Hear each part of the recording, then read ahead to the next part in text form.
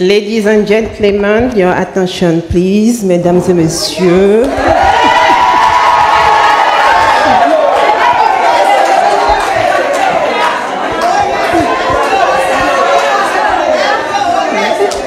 Mesdames et messieurs, votre attention, s'il vous plaît. Je voudrais commencer mon allocution par une vidéo. Vous n'allez pas trop apprécier, mais ce n'est pas grave. Attrapez votre cœur, comme on le dit chez nous. Nous allons suivre ensemble une déclaration du président de la CEI, M. Coulibaly Cuibière. Est-ce que la régie peut me mettre la première vidéo ? D'une décision de justice, une décision qui justifierait le retrait du président, le retrait de ses droits civils et politiques. Est-ce que vous l'avez vu, vous, Monsieur le Président? Est-ce que vos yeux l'ont vu? Parce que vous dites que le nom du président était juste inscrit sur la liste électorale. C'est seulement ça qui justifie, vous venez de le dire. Mais est-ce que cette décision quand même, parce qu'on entend dire qu'elle n'existe pas et tout ça, est-ce que vous, CEI, Commission électorale indépendante, vous pouvez nous dire ce soir que vous l'avez vu et que cette décision, elle est bel et bien sur la place? Alors, cette question nécessite de ma part deux réponses. Légalement parlant, je ne suis pas tenu de l'avoir, cette décision. Parce que, jusqu'à preuve du contraire, la correspondance du ministère de la Justice attestant des personnes déchues de leurs droits civils et politiques fait foi. Donc pour moi, je n'ai pas besoin de voir la décision. Et pendant que nous y sommes, lorsque le ministère de l'Intérieur me donne la liste des personnes décédées, je vais demander à ce qu'on m'amène des dépouilles chaudes pour l'attester? Non, ce n'est pas comme ça que ça se fait. En plus de cela, j'ai bel et bien vu cette décision. C'est pour cette raison que nous prenons toujours soin, autant que faire se peut, quand on constate qu'il y a des contestations qui peuvent venir de part et d'autre, pour nous assurer de ce que cette décision existe bel et bien et qu'elle est devenue définitive. Donc, je dis, non seulement je ne suis pas tenu légalement de voir la décision parce que la correspondance de monsieur le garde des Sceaux fait foi jusqu'à inscription de faux, mais en plus de cela, j'ai vu la décision. Voilà, elle est devenue définitive. Voilà. D'accord, voilà donc qui est dit. Est-ce qu'il y a une quelconque possibilité que les noms de personnes radiées, notamment du président Laurent Gbagbo, se retrouvent à nouveau sur la liste électorale? Ah oui, bien sûr. Il y a deux cas. L'événement qui a justifié la déchéance, c'est une infraction. Tout à fait. Si cette infraction est amnistiée, mais il devient neuf. Il devient un homme qui n'a pas commis d'infraction. Il peut venir sur la liste électorale. Deuxième hypothèse, si l'infraction n'est pas amnistiée et qu'il exécute sa peine, il est réhabilité à la fin de l'exécution de sa peine et il demande son inscription sur la liste électorale. Voilà les deux hypothèses qui sont prévues par la loi. D'accord. Qu'est-ce qui explique, Monsieur le Président, que d'autres personnes soient inscrites sur cette liste provisoire alors qu'elles étaient presque dans la même situation que le président Laurent Gbagbo? Mais d'abord, parce que ces personnes ne se trouvaient pas sur la liste du ministère de la Justice. Aussi simple que ça. Est-ce que vous pouvez nous expliquer, ils ne sont pas devant nous ici, le ministère de la Justice, pourquoi des personnes qui auraient commis les mêmes crimes que le président Laurent Gbagbo ou d'autres personnes ne sont pas sur cette liste? Mais certainement, ça c'est une explication du juriste que je suis, que je donne. Certainement, ces personnes ont exercé des voies de recours.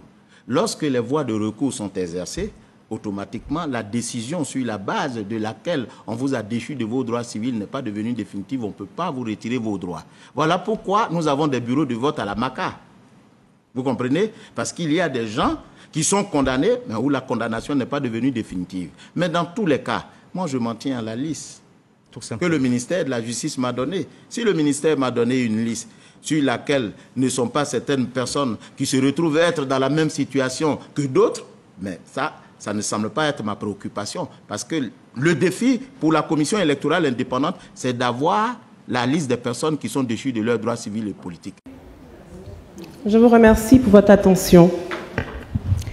Légalement parlant, pour qu'une décision devienne définitive, elle doit être signifiée à la personne condamnée. Le président de la CEI dit qu'il a vu la décision, mais le président Laurent Gbagbo n'a toujours pas reçu cette fameuse décision. Si le président de la CEI avait vraiment vu la décision, comme il affirme, il aurait lu que le président Laurent Gbagbo n'a pas eu le retrait de ses droits civils et politiques. En voulant se justifier, ils ont publié la décision dans les journaux proches d'eux et sur des sites internet. Et nous avons pu tous voir que le président Laurent Gbagbo a été condamné à 20 ans, mais sans le retrait de ses droits civils et politiques. Dans un tel cas, aucune raison ne justifie qu'il ne soit pas sur la liste électorale, puisque M. Coulibaly Kuibière affirme qu'il a retiré de la liste électorale parce que notre chef a été déchu de ses droits civils et politiques.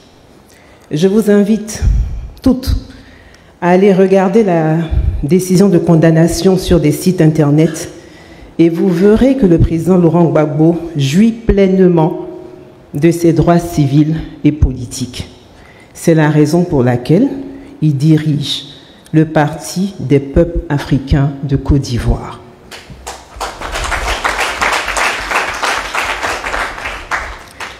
Au lieu donc de signifier la décision aux concernés, ils ont préféré publier cette décision sur les réseaux sociaux.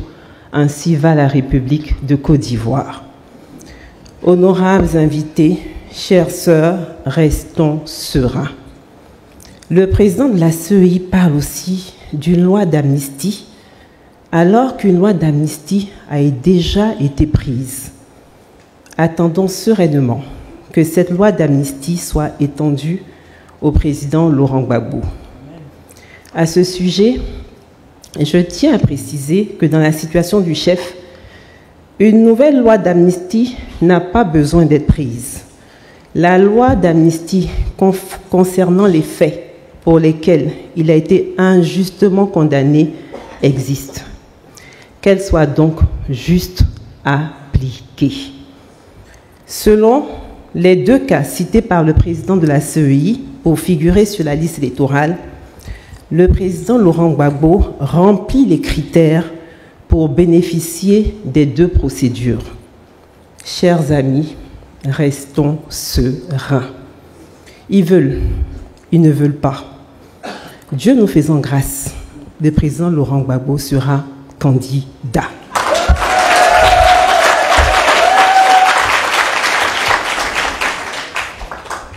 Pourquoi sera-t-il candidat? Je vais encore vous soumettre à cet exercice déplaisant. Réécoutons encore M. Coulibaly Kuibière. Est-ce que la régie peut mettre la vidéo numéro 2?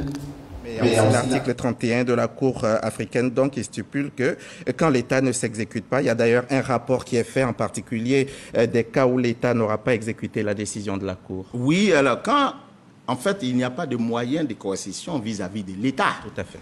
Alors quand c'est comme ça, l'article 31 du protocole dit que lorsque l'État qui est condamné ne s'exécute pas, la Cour africaine dresse un rapport au chef qu'on appelle la conférence des chefs d'État. Alors voyez-vous, M. Diaby, l'affaire cesse d'être juridique pour devenir politique. C'est ça que je dis aux uns et aux autres. Ah, donc cette situation peut être réglée de façon politique. Mais c'est pour cette raison que la Cour, face à son impuissance en ce qui concerne l'exécution de la décision qu'elle a rendue, rend compte aux chefs d'État qui l'ont créée pour dire, bon, voilà la situation. Et les chefs d'État, politiquement, vont régler cette situation. Monsieur le PEX, Madame la Présidente des Messagères, Monsieur le Directeur de cabinet, Mesdames et Messieurs les vice-présidents du Parti des peuples africains, honorables invités, Mesdames les Messagères, nous venons d'entendre le message du président de la CEI. Le problème du président Laurent Gbagbo n'est donc pas juridique. C'est un problème politique et qui va se résoudre politiquement si et seulement si nous nous montrons déterminés. Nous ne devons rien attendre de nos adversaires et nous ne devons rien céder à l'adversaire. L'adversaire élabore des stratégies. Une de leurs stratégies est de nous pousser à nous focaliser sur la présence ou non du nom du président Laurent Gbagbo sur la liste électorale. Bientôt, ils seront capables de ne pas faire apparaître son nom sur la liste définitive, afin de vous briser moralement, alors que le défi pour nous n'est pas qu'il soit présent que sur la liste électorale. Le président Laurent Gbagbo a été de tout temps sur la liste électorale. Son nom est déjà dans les fichiers de la CEI. Le défi pour nous est qu'il soit candidat et qu'il gagne.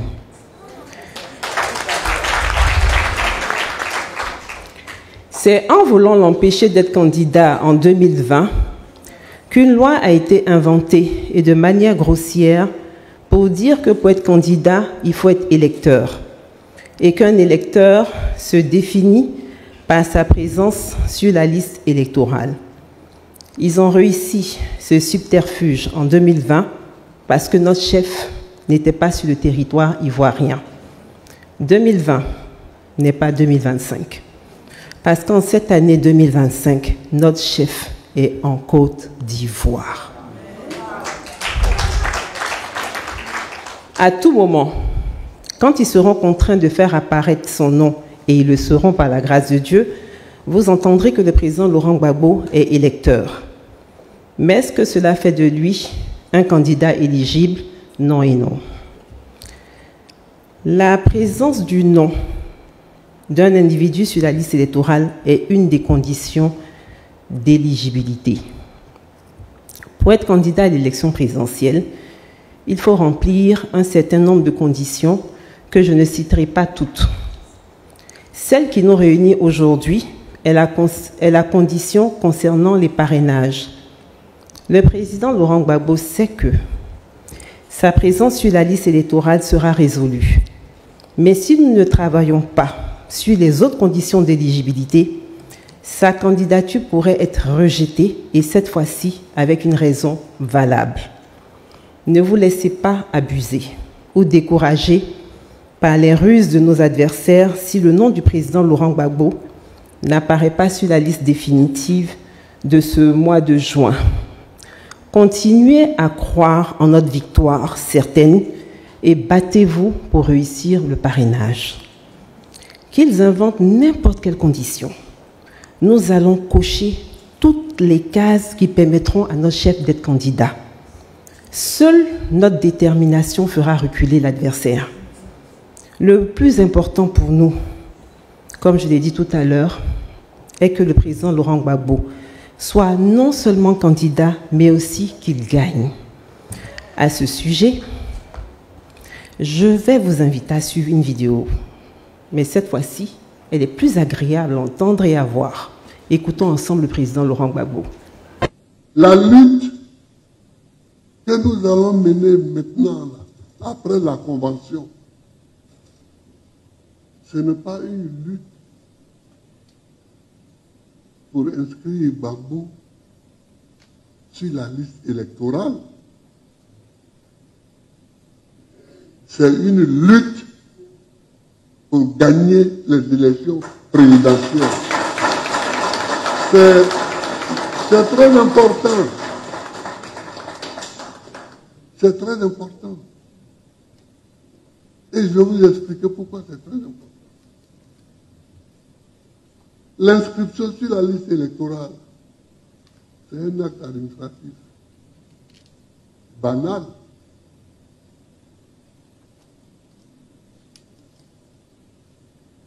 Le président de la République peut combiner avec un juge ou avec le monsieur de la CI pour dire, bon, c'est CI, non? Ouais, mettons son nom. Et puis on met son nom. Et puis nous,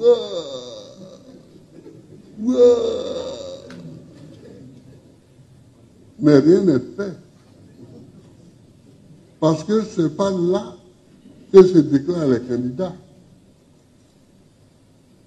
Les candidats qui vont compétir, qui vont concourir, sont déclarés au Conseil constitutionnel un mois ou deux avant l'élection présidentielle. Donc ton nom peut être sur la liste ou peut ne pas être sur la liste. Si le Conseil constitutionnel leur a dit que tu n'es pas candidat et que tu vas pas aux élections, tu fais quoi? C'est pourquoi il faut avoir en tête que ce n'est pas une bataille pour mettre le nom sur la liste. Si on met le nom sur la liste, c'est tant mieux. Ça nous fait des enjambées en plus que nous aurons gagné. Mais le problème, c'est d'être candidat et de gagner les élections. Il faut dès à présent que nous prenions les dispositions d'être partout sur le terrain pour être avec le peuple de Côte d'Ivoire, comme nous savons si bien le faire, et gagner les élections. Donc, c'est important ce que je veux dire, ce que je vous dis là. Mesdames et messieurs, est-ce qu'on peut être plus clair que ce que le président Laurent Gbagbo vient de dire? Non. C'est un message clair et très, très clair. Nous n'avons pas affaire au président de la CEI. Nous aurons affaire à Madame Chantal Camara, présidente du Conseil constitutionnel.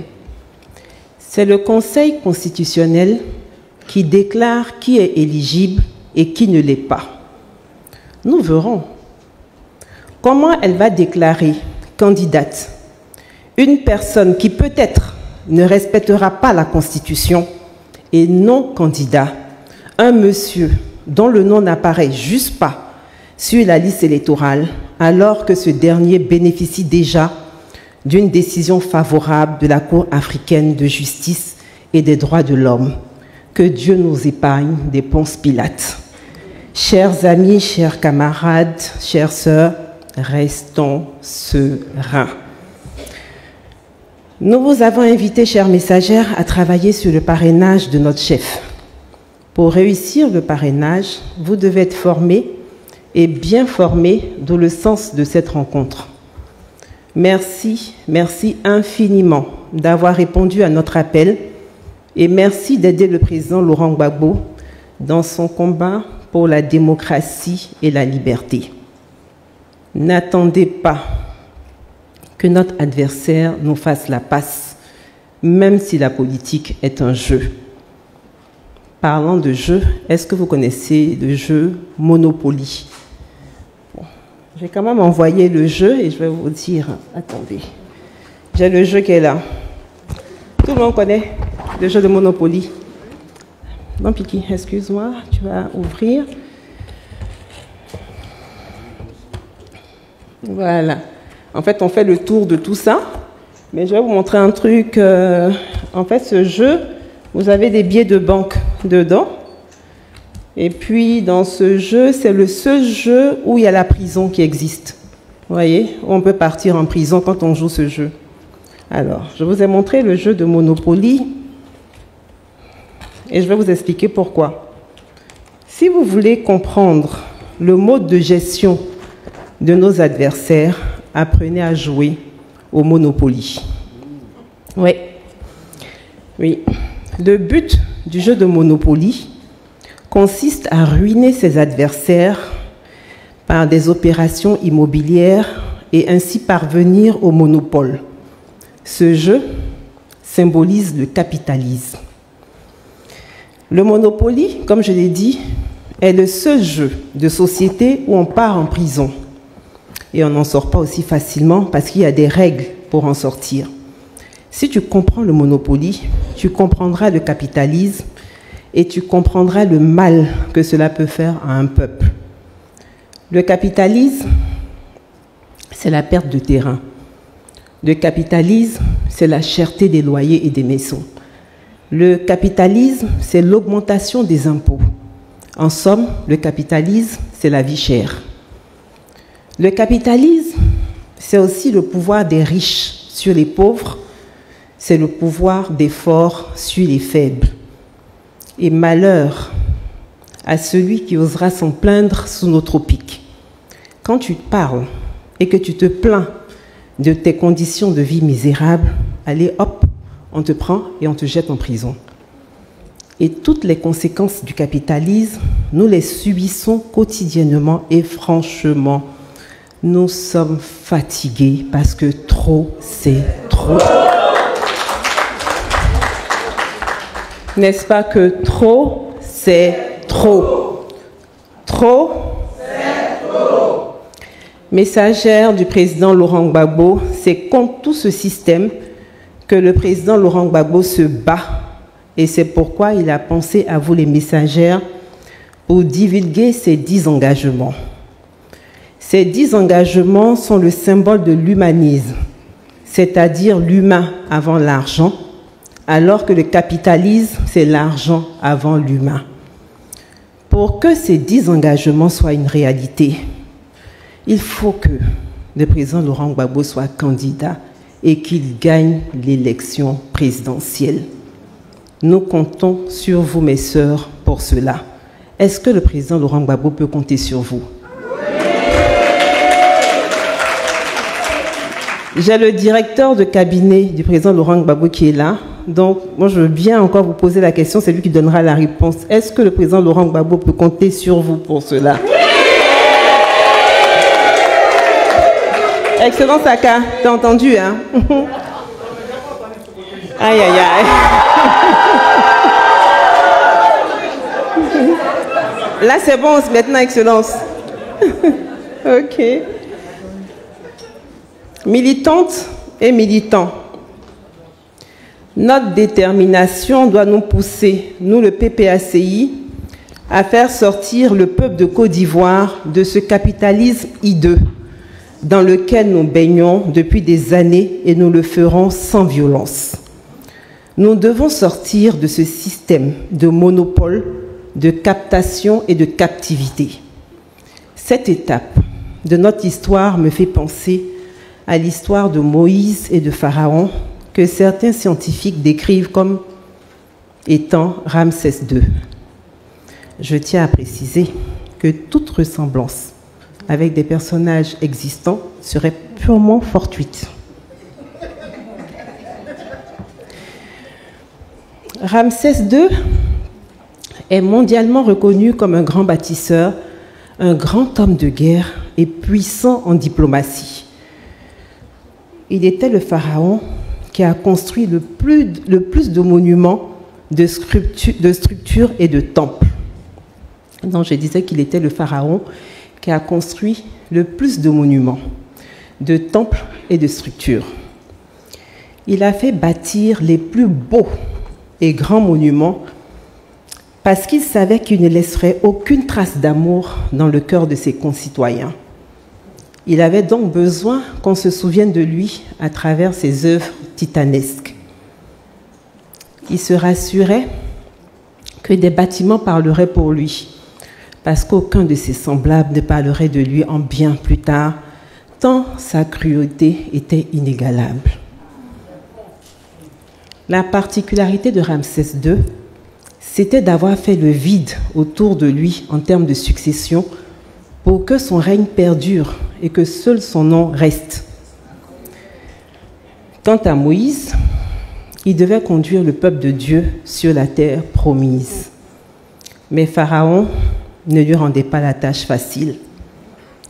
Et le peuple que Moïse conduisait était aussi souvent gagné par le découragement, par la peur. Le chemin que Moïse leur faisait suivre était tellement parsemé d'embûches qu'ils n'avaient plus la force de combattre Pharaon. Et certains, par lassitude, commençaient à dire que vivre sous Pharaon n'était pas si grave que cela. Mais Moïse, dans sa détermination, incitait son peuple à le suivre parce qu'il savait que la promesse d'une nouvelle terre était réelle et il savait que la terre promise était la meilleure.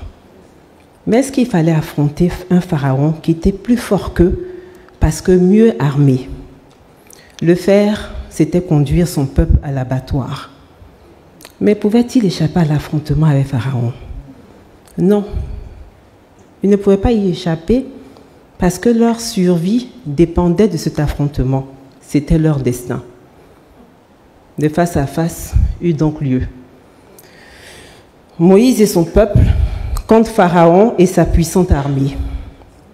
Comme ils ont accepté d'affronter plus fort qu'eux, grâce à leur foi en Dieu, Dieu a agi à la dernière minute en ouvrant la mer Rouge pour permettre à Moïse et à son peuple de passer, et Dieu referma la mer sur Pharaon et son armée. Nous n'allons pas demander à Dieu de faire mourir nos adversaires qui sont avant tout nos frères, mais nous demandons à Dieu d'ouvrir la mer pour tous les enfants de Côte d'Ivoire afin qu'aucune goutte de sang ne coule en cette année électorale.